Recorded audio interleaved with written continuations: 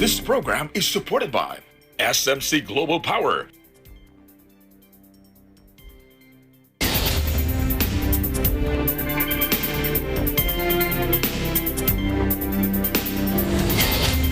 Hello, I'm Alma Angeles and you're watching Eagle News International. Good evening, CJ. Good evening, Alma, and good evening to everyone joining the broadcast. Here are the headlines. The United States and Australia announced their first locally transmitted case of Omicron variant as authorities worldwide rush to stem the spread of the heavily mutated strain of COVID-19.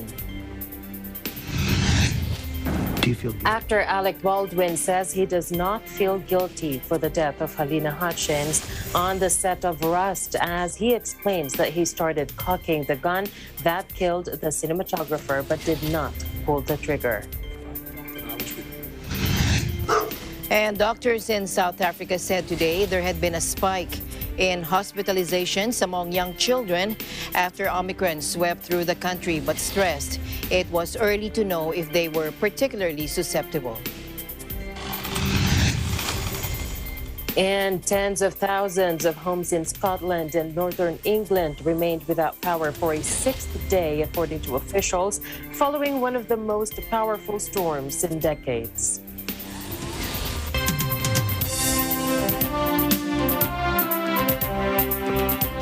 First in our news, U.S. President Joe Biden announced a winter campaign against COVID-19 with new testing requirements for travelers and a surge in vaccination efforts as the new Omicron variant threatens to revive the pandemic. Take a look. If you're worried about Omicron variant, the best thing to do is get fully vaccinated and then get your booster shot when you're eligible. Excuse me. We don't yet believe, that additional measures will be needed.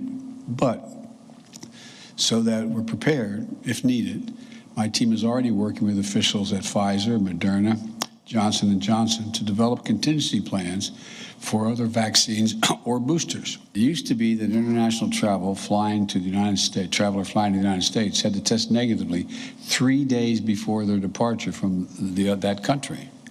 Well, I'm announcing today that all inbound international travelers must test within 1 day of departure, regardless of their vaccination status or nationality.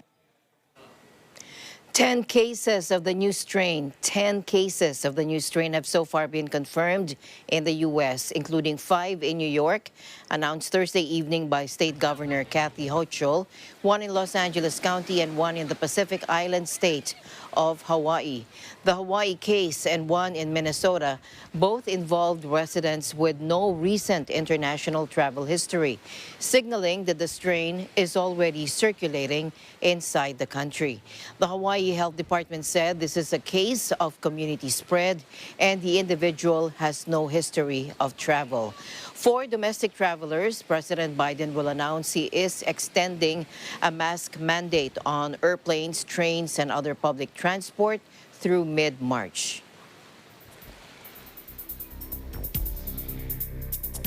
Australia also reported 3 students had tested positive for the new COVID variant, the country's first cases of community transmission of the new strain. Health officials said there were 10 additional suspected Omicron cases at the school that are urgently being confirmed, raising the specter of widespread infection. Take a look.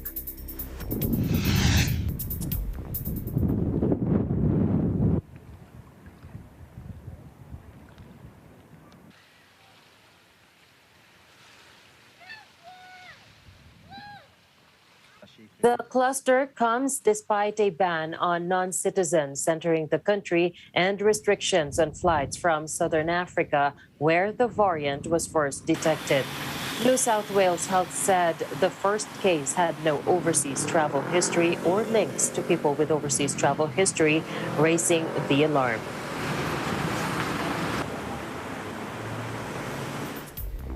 And just a day after, Singapore reported 2 cases of the strain.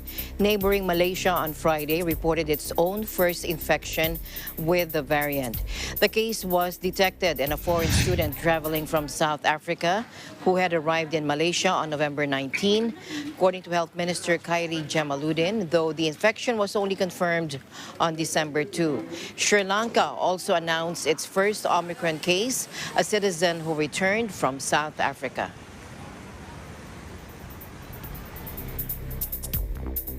The variant's detection and spread represent a major challenge to efforts to end the pandemic, with several nations already reimposing restrictions many had hoped were a thing of the past. Now, in Germany, outgoing Chancellor Angela Merkel said large parts of public life would be open only to those who have been vaccinated or recovered from COVID-19 ahead of a vote by the country's parliament on mandatory immunizations.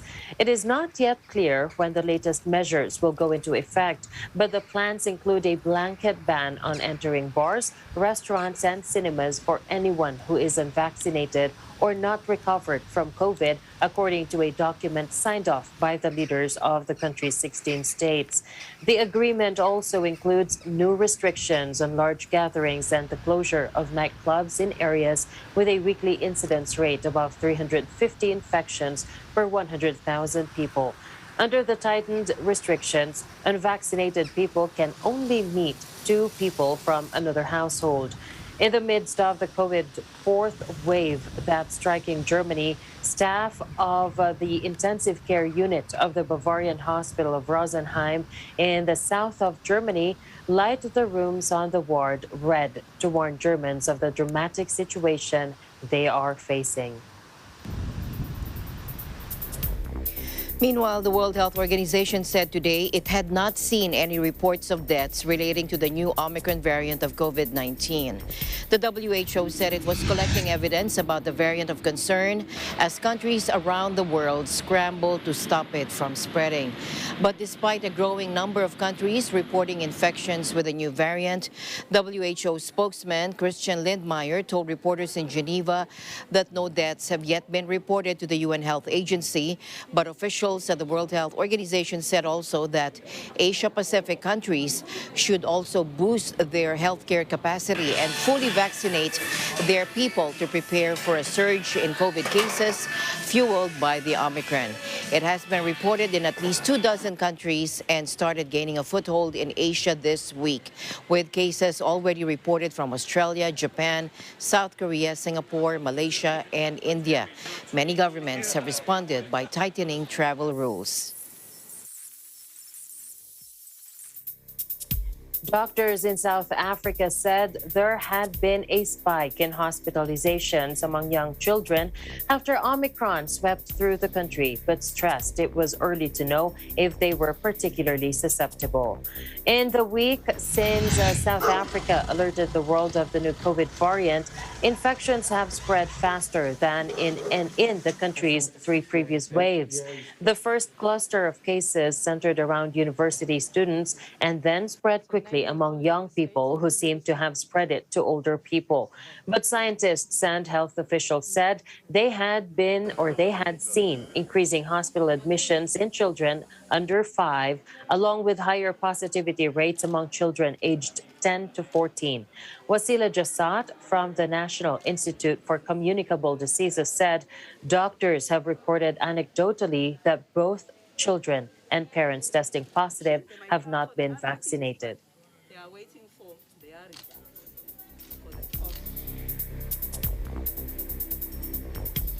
To other news now, tens of thousands of homes in Scotland and northern England remained without power for a 6th day, according to officials, following one of the most powerful storms in decades there. Janelle Ann Kasuga joins us live from our UK bureau. Hello, Janelle. Hello, Alma. And yes, officials have said on Wednesday that tens of thousands of homes in Scotland and northern England remained without power for a 6th day, following one of the most powerful storms in years. Storm Arwen, which hit the region late Friday, killing 3 people, initially knocked out power for hundreds of thousands of homes following winds gusts of almost 100 miles or 160 kilometers per hour. Downing Street confirmed that across the UK, about 19,500 homes remained without power 6 days after high winds caused damage and disruption. Earlier, the UK's meteorological services issued a red weather warning as Storm Arwen brought wind gusts of almost 100 miles per hour. Express train services were also suspended north of Newcastle and roads closed by fallen debris in parts of Scotland, while snowfall from Friday afternoon brought disruption to routes more widely. The snow and fallen trees caused road blockages across northern England and Scotland, forcing many drivers to sleep in their vehicles overnight, according to traffic police and social media. About 120 personnel will be deployed to 12 locations across Aberdeenshire, going door to door in communities that have lost power and water. Aberdeenshire Council said that following a formal approach to the UK government, military personnel would be supporting ongoing resilience efforts in the aftermath of Storm Arwen. Meanwhile, military personnel have arrived in Aberdeenshire to assist with welfare checks on remote communities still affected by Storm Arwen.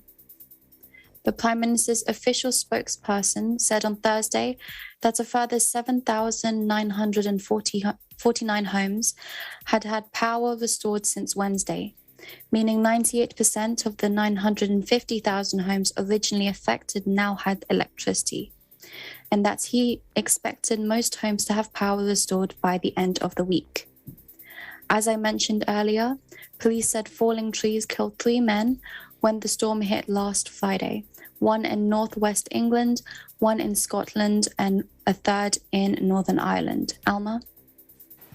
Thank you very much, Janelle, for that update. How is it in your neck of the woods? Do you still feel the storm over there? It's just really, really cold here, but luckily, not that I've heard of. My house, fortunately, hasn't been affected by any loss of electricity. Thank you for asking. Thank you very much for that update. Janelle, you stay safe always. Thank you for your time. Thank you for having me. Reporting from London, United Kingdom, I'm Janelle Kasuga. We live in interesting times. In an exclusive interview with ABC News anchor George Stephanopoulos, Alec Baldwin says he does not feel guilty for the death of Helena Hutchins on the set of Rust, as he explains that he started cocking the gun that killed the cinematographer, but did not pull the trigger. Take a look. Do you feel guilt? No. I feel that there is. I feel that someone is responsible for what happened, and I can't say who that is, but I know it's not me. I mean, I honest to God, if I felt that I was responsible, I might have killed myself if I thought I was responsible. Well, the trigger wasn't pulled. I didn't pull the trigger. So you never pulled the trigger? No. I would never point a gun at anyone and pull a trigger at them. Never. That was the training that I had. You don't point a gun at me and pull the trigger. Holding the gun where she told me to hold it, which ended up being aimed right in below her armpit, was what I was told. I don't know. This was a completely incidental shot, an angle that may not have ended up in the film at all. But we kept doing this, and so then I said to her, now in this scene, I'm going to cock the gun. And I said, do you want to see that? And she said, yes. So I take the gun and I start to cock the gun. I'm not going to pull the trigger. I said, do you see that? She goes, well, just cheat it down and tilt it down a little bit like that. And I cock the gun. I go, can you see that? Can you see that? Can you see that? And she says, and then I let go of the hammer of the gun and the gun goes off. I let go of the hammer of the gun and the gun goes off. At the moment? The decisive That was the moment the gun went off, yeah. That was the moment the gun went off. The gun was supposed to be empty. I was told I was handed an empty gun. If there were cosmetic rounds, nothing with a charge at all, a flash round, nothing. The particulars, most importantly, of how a piece of live ammunition ended up on this property. It wasn't supposed to be on the property. It wasn't supposed to be on the truck. It wasn't supposed to be in the kit. It wasn't supposed to be in somebody's fanny pack. A live round is not supposed to be anywhere near the set. How did a real bullet get on that set? What I'm saying is that's for a criminal investigation to solve. I have no idea. I take that back. I have some ideas, but that's not for me to say. First of all, I can't imagine I'd ever do a movie that had a gun in it again. And I can't. When you say what is the actor's responsibility, the actor's responsibility is to do what the prop armorer tells him to do. He's entitled to something as far as I'm concerned. I would be stunned if Matthew, on behalf of his son, did not file some kind of civil suit against the production with its insurers and so forth like that.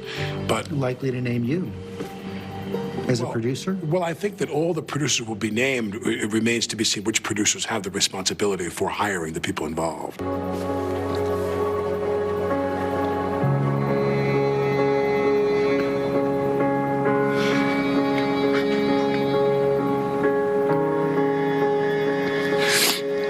Sorry.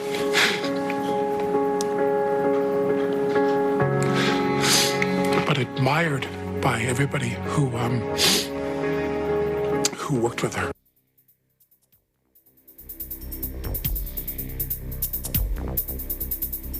To other news now, Toronto police are warning the public about a suspicious drug that is responsible for at least 2 deaths this weekend. Here's Joshua Santillana from our EBC Canada Bureau for the details. Joshua.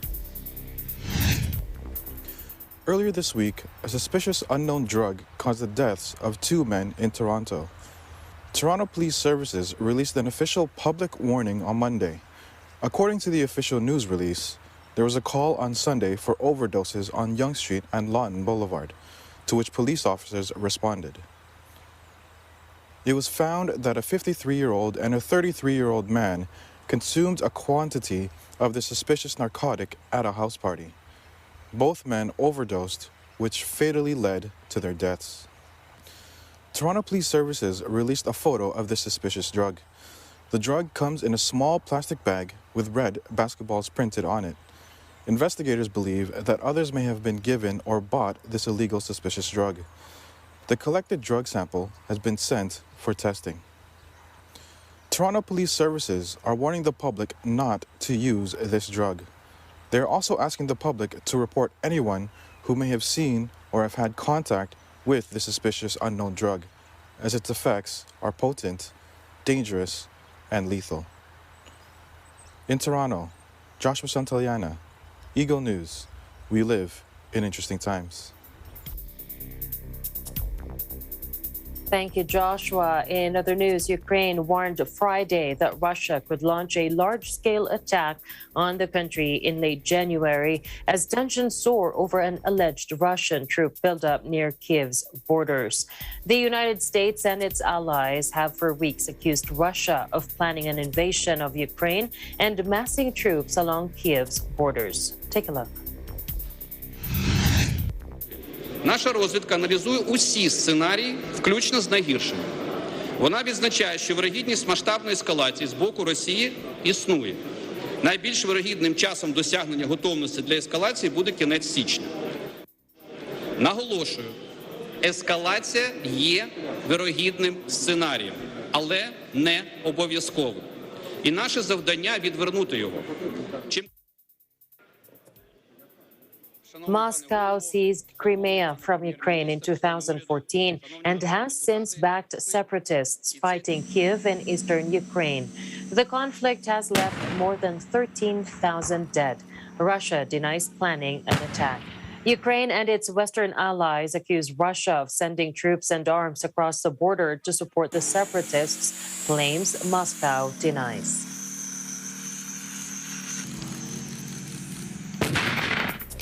Meanwhile, the Kremlin said that work was on schedule to a video call between Russian President Vladimir Putin and U.S. counterpart Joe Biden amid soaring tensions over the conflict in Ukraine.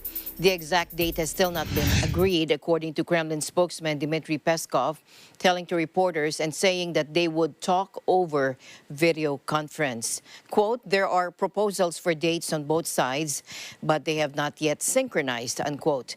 The confirmation from the Kremlin comes after the Russian Foreign Ministry said it hoped for contact between the two leaders in the coming days. Tensions have skyrocketed in recent weeks after U.S. Secretary of State Antony Blinken last month said Russia had massed troops around Ukraine and warned Moscow against an invasion. Kiev said Russia has deployed around 115,000 troops near its borders on Moscow-annexed Crimea and in two eastern regions held by pro-Russian rebels. The Kremlin denied the allegations and accused the United States of stoking tensions. With a hit by the godmother of punk, Nina Hagen, Germany's military saluted a visibly moved Angela Merkel during a ceremonial farewell Thursday, just a week before she is due to bow out of politics after 16 years in office. Take a look. Ja, das Lied war ein Highlight meiner Jugend, die ja bekanntermaßen in der DDR stattgefunden hat. Und das Lied kam auch aus der DDR und zufälligerweise spielt es auch noch in einer Region, die mein früherer Wahlkreis war. Insofern passt alles zusammen. Known for her regular attendance at Bayreuth Opera Festival, dedicated to the composer Richard Wagner, Merkel had surprised military band leaders and political commentators alike with her unusual playlist for the military pomp. While Helmut Kohl opted for Beethoven's Ode to Joy and Gerhard Schroeder plumped for Frank Sinatra's My Way when it was their turn to bow out, Merkel chose East German pop song Du hast den Farbfilm Ferguson or You Forgot the Color Film by Nina Hagen. The ceremonial send-off came just days before Germany's parliament is due to officially elect Social Democrat Olaf Scholz as Merkel's replacement, putting the center-left politician in charge after 16 years of conservative-led rule. At the ceremony, Merkel said her 4 terms were eventful and often very challenging years.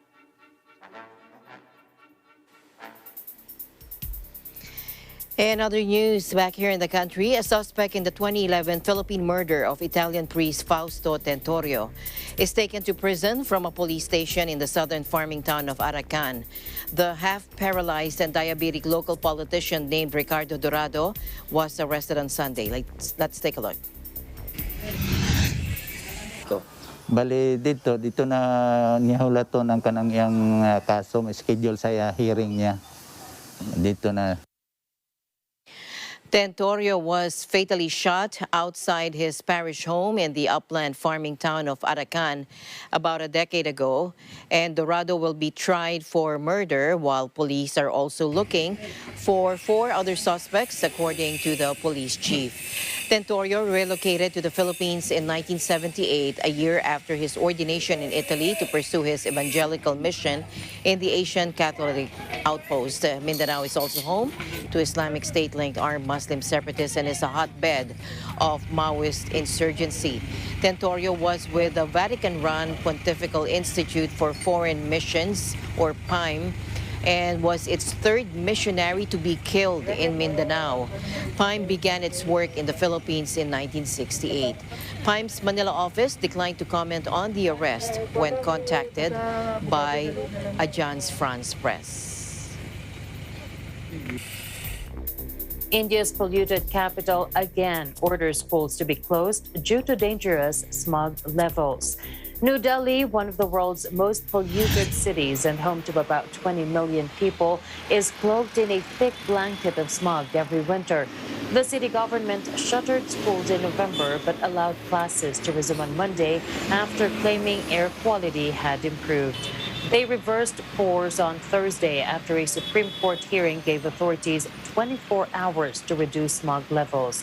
Delhi's levels of PM 2.5, the most harmful particulate matter responsible for chronic lung and heart disease, were around 215 micrograms per cubic meter, according to monitoring company IQ Air. The figure is more than 14 times the daily maximum recommended by the World Health Organization. Last month, Delhi halted most construction work and asked civil servants to work from home as the city's air quality deteriorated. A Lancet report last year said almost 17,500 people died in Delhi in 2019 because of air pollution. And a report by IQ Air last year found that 22 of the world's 30 most polluted cities were in India. And the news continues here on Eagle News. We'll be right back.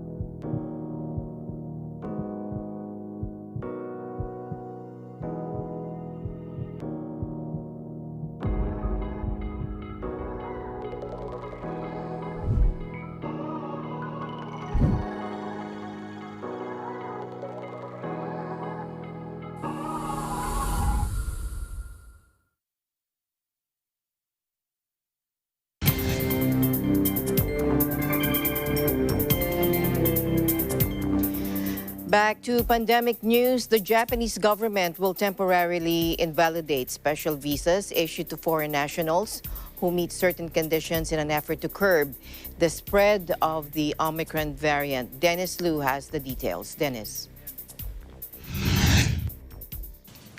Japan has temporarily suspended for 1 month visas that have been issued but not used to enter Japan, except if the visa holder is the spouse or child of a Japanese national, permanent resident, or diplomat. The suspension of previously issued visas was an apparent move to help clarify who will not be allowed to return to Japan over the next month. Japan continues to tighten restrictions on inbound travel as the Omicron variant spreads worldwide. Japan has had tight border restrictions throughout the COVID-19 pandemic, barring almost all foreign arrivals.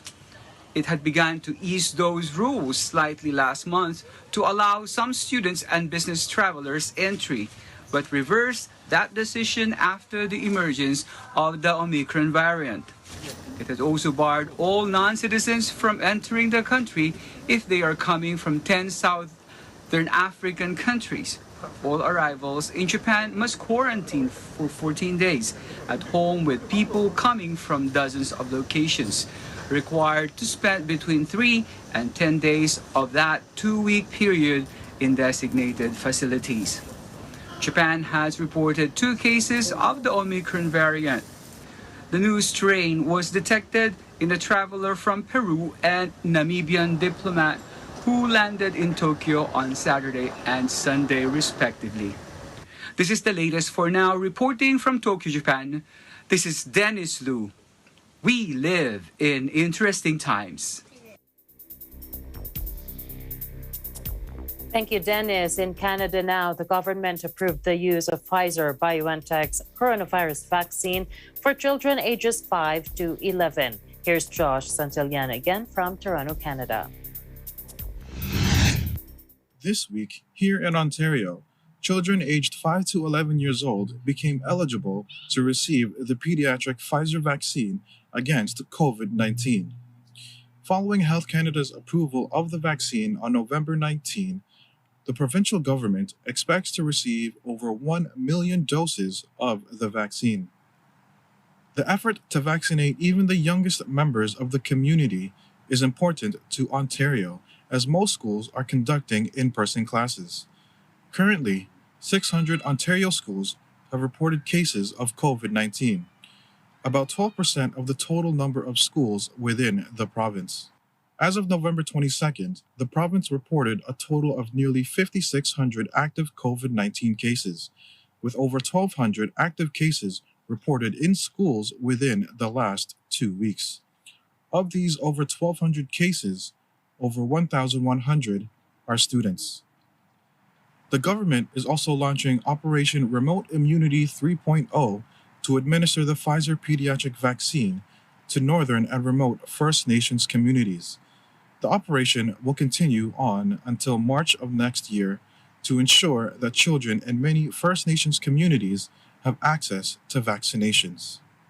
As of Thursday this past week, families with children aged 5 to 11 years of age were able to book appointments and receive the pediatric Pfizer vaccine. Parents and guardians are continually encouraged to sign up their children in order to keep the youngest members of the community safer from the virus. In Toronto, Joshua Santayana, Eagle News. We live in interesting times. Meanwhile, all eligible adults in England aged 18 and over will be offered a COVID-19 booster vaccine by the end of January. Here's Kathleen Eusebio for the report. Kathleen. Yes, Britain on Tuesday set a 2-month target to give booster jabs to all adults over 18, as it seeks to minimize the impact from the Omicron variant of COVID-19. Shall I put it on you? Okay. Thank you very much. Well done. Thank you very much. Thank you very much. Prime Minister Boris Johnson said vaccination centres would be appearing everywhere to ensure third doses of vaccine go into arms before the end of January. Let's take a look. The target that we've set ourselves is to offer a booster to everyone eligible by the end of January. And as with the first jabs, we'll be working through people by age group going down in 5-year bands. Because today our position is and always will be immeasurably better than it was a year ago. What we're doing is taking some proportionate precautionary measures while our scientists crack the Omicron code, and while we get the added protection of those boosters into the arms of those who need them most. Prime Minister stated at least 400 military personnel would be drafted in to help the state-run National Health Service deliver the shots. He also added there will be more than 1,500 community pharmacy sites across England vaccinating people nearby. All of these sites will increase their capacity and will stand up extra hospital hubs on top of those already active. The 57-year-old Johnson, who was last year treated in intensive care after contracting COVID, told a news conference he would get his booster on Thursday. Britain has been one of the worst affected by the worldwide coronavirus pandemic, with some 145,000 deaths since last year. Daily infection rates remain high, although more than 80% of those aged 12 and over have been double jabbed, and nearly a third have so far had a booster. Health Secretary Sajid Javid said 13 cases of the Omicron variant had been detected in England, with 9 confirmed cases in Scotland. Johnson has moved to reintroduce compulsory mask wearing in shops and on public transport in England. Testing has also been ramped up for all travellers, and a flight ban introduced for 10 southern African countries, including South Africa, where the strain was first detected. Similar measures have been introduced in Scotland, Wales and Northern Ireland. Reporting from London, United Kingdom, I'm Kathleen Eusebio. We live in interesting times. Businesses are making the most out of the country's alert level 2 status amid uncertainties over the new coronavirus variant, Omicron. Presidential advisor for entrepreneurship, Joey Concepcion, said retaining the current alert level is okay to keep for now. Take a look. At ibang business establishment. Tingin namin okay na rin yung alert level 2 at maganda na ngayon ang kalagayan ng mga business establishments kasi dumadami ng tao na lumalabas. There is more mobility, which is good, and that's what we need. And consumer spending has started to kick in. So maganda na ang cash flow ng mga MSMEs natin. Now, yung mas malaking challenge natin is how do we sustain this moving forward.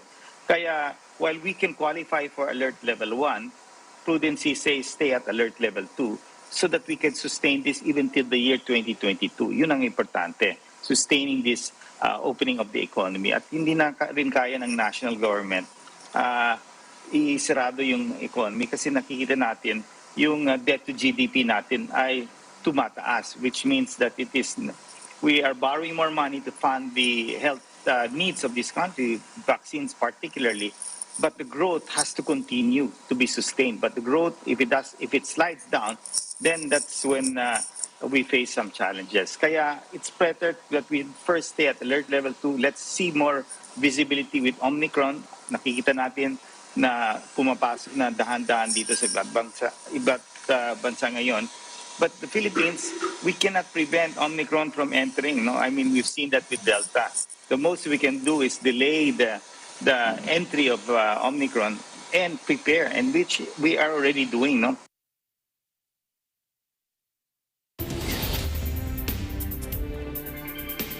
Eagle News will be back with more stories. Please don't go away.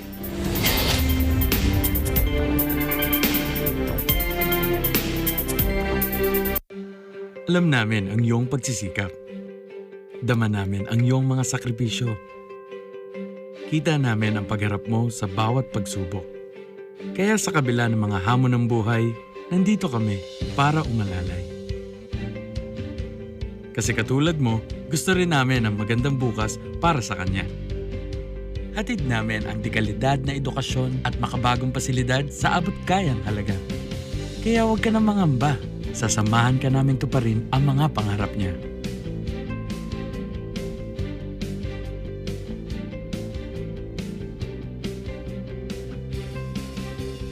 Maaasahan mong sulit dito ang mga pinagsikapan mo. Sa aming mga makabagong pasilidad at sistema ng edukasyon. May lalabas natin ang aking talino at mga kakayahan niya. Kahit sa munting halaga, makakasiguro ka na makakasabay siya sa mabilis na pag-ikot ng mundo. Sa new era, karamay mo kami sa bawat hamon. Kaagapay mo kami sa bawat hakbang. Kasama mo kami sa bawat ngiti at tagumpay.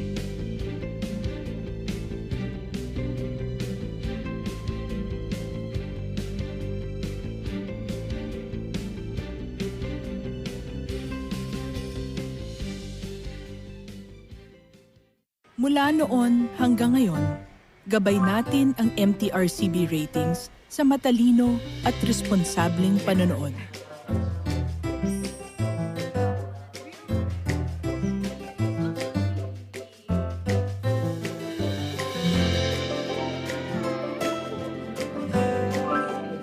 Sa tamang pagsunod sa MTRCB ratings, ginagawa nating ligtas at makabuluhan ang panonood ng bawat miyembro ng pamilyang Pilipino. Lumipas man ang panahon, hanggang may pamilyang Pilipino, andyan ang MTRCB. This week, we are going to do more of our Pinoy dishes. Kaya ang ating title ng ating episode ay Pinoy tayo! Pampano, palabok, potsero. You cannot leave it kasi pag iniwan nyo po ito ay magiging gaw-gaw. Pangkabit nyo na po ng wallpaper.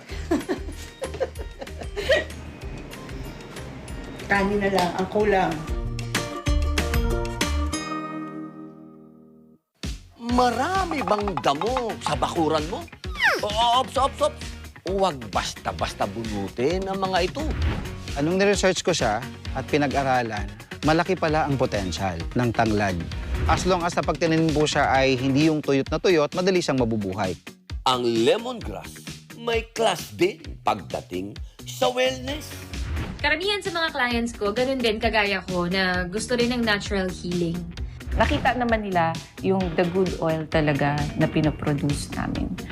Iimbitahan ko po kayo sa aming bahay para makita ninyo ang pagluluto ko ng lemongrass chicken soup.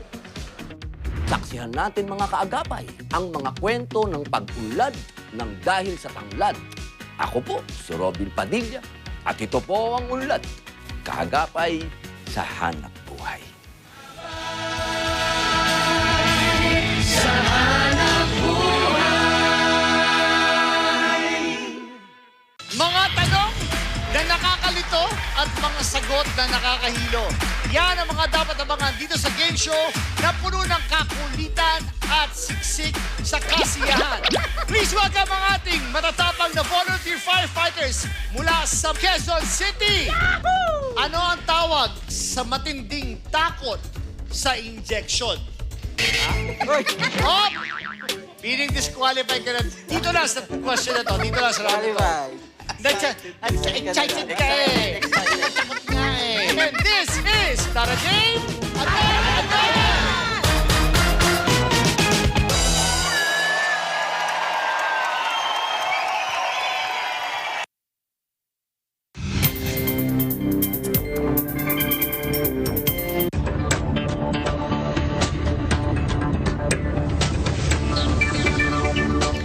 Welcome back. Major oil producers decided today to keep raising output levels in January despite the Omicron coronavirus variant raising fresh questions over demand. The OPEC Plus alliance led by Saudi Arabia and Russia had so far resisted U.S.-led pressure to significantly boost output to rein in surging energy prices. Observers had expected the club to opt for a freeze in production for January, particularly after the emergence of the Omicron variant sent countries rushing to impose new travel curbs and mull other measures that could dampen demand and hurt oil prices.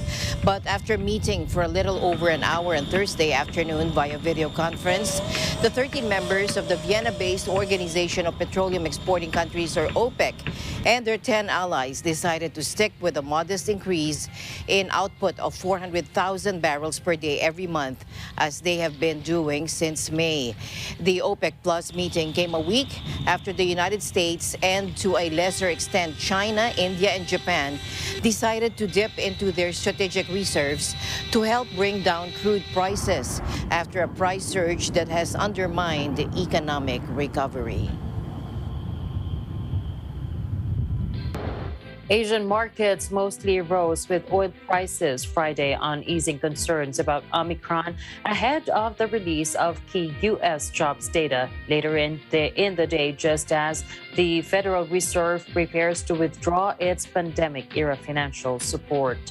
The initial panic appears to have died down for now, as various reports have said that while the Omicron strain could spread quicker, there were signs it could be less potent than others, such as Delta, and that inoculations would work.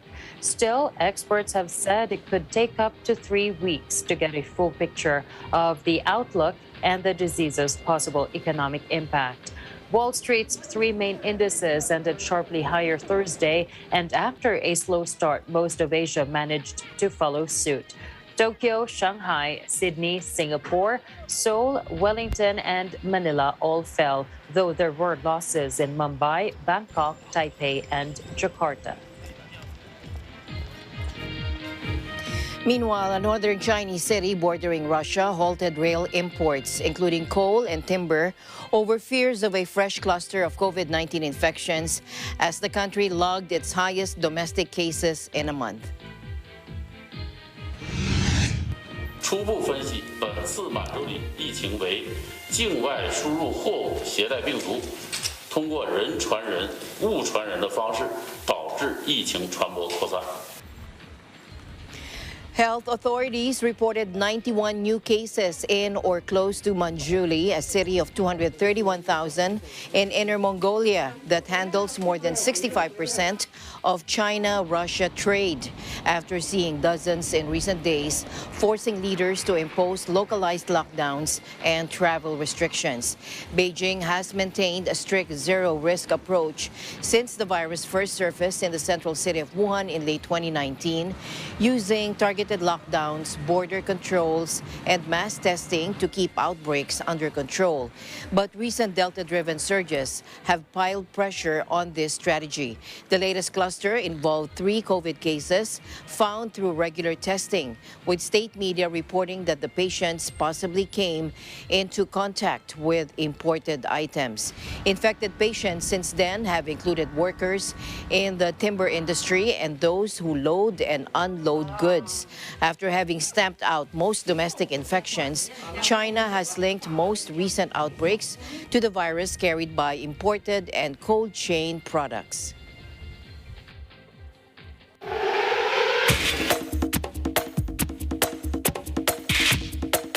Now in sports, this year's Asian Senior Beach Volleyball Championship kicked off in Phuket, Thailand. This 5-day event takes place on Bang Tao Beach. At the scene is Ian Celada. Ian.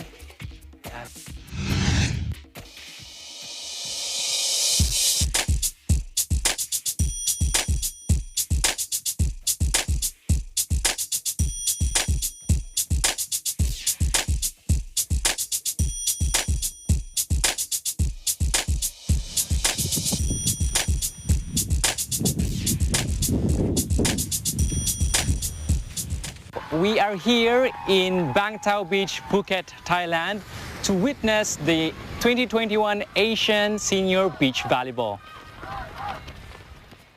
2 teams of men and women represented the Philippines in 2021 Asian Senior Beach Volleyball Championships held here in Phuket, Thailand.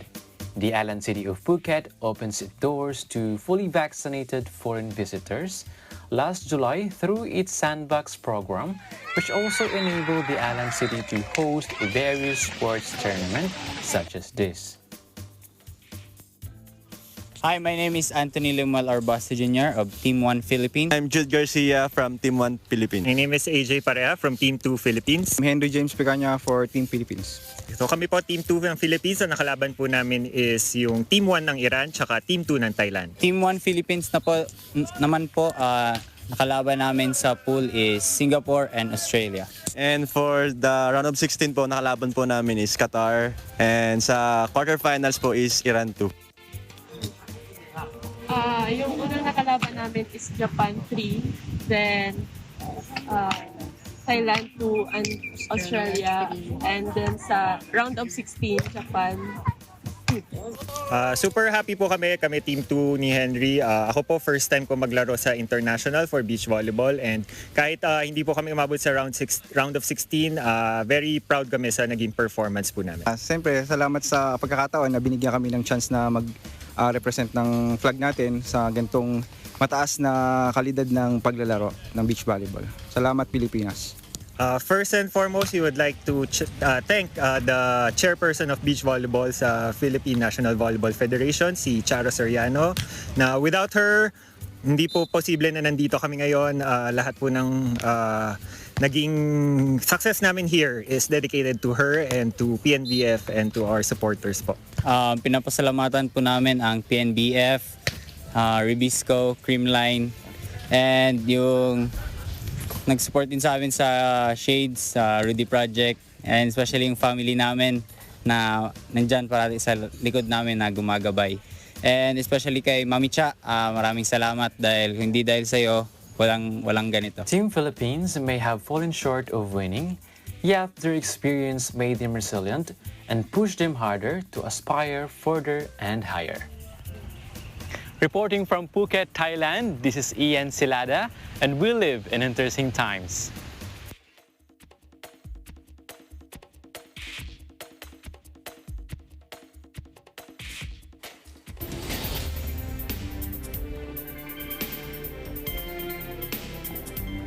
All right, and we'll be back with more news right after this break. Stay tuned.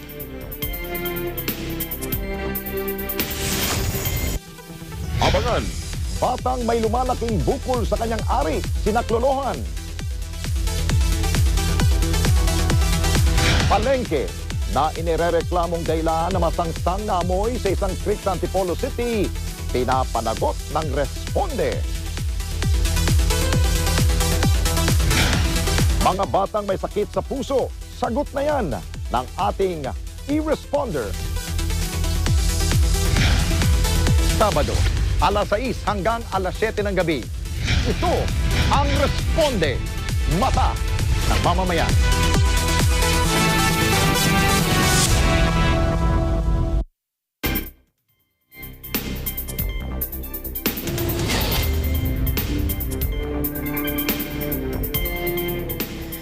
Welcome back. Finally, in our news, 2 NASA astronauts have completed the 13th spacewalk at the International Space Station this year, according to the agency, days after the event was postponed over a debris risk. Astronauts Thomas Marchburn and Kyla Barron headed outside the space laboratory on Thursday, replacing a faulty antenna and restoring its capability. It was awesome, Barron said after completing her first spacewalk, according to a tweet NASA posted. The duo also did some get-ahead tasks for future spacewalks, the U.S. agency said, adding that the astronauts returned to the station after 6 hours and 32 minutes. The spacewalk, scheduled to take place on Tuesday, was postponed after NASA received a debris notification for the orbital outpost.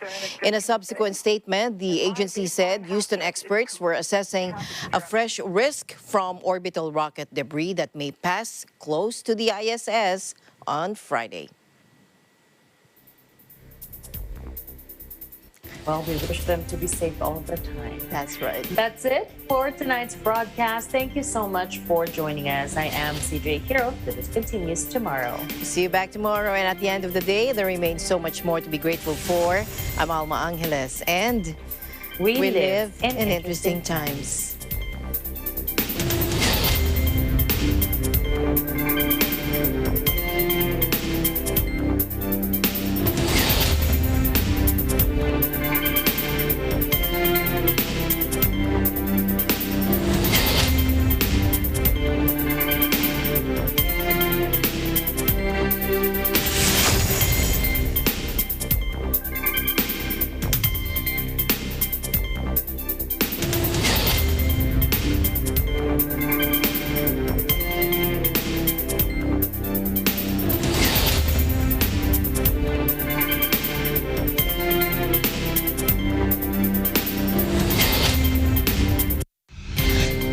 This program is supported by SMC Global Power,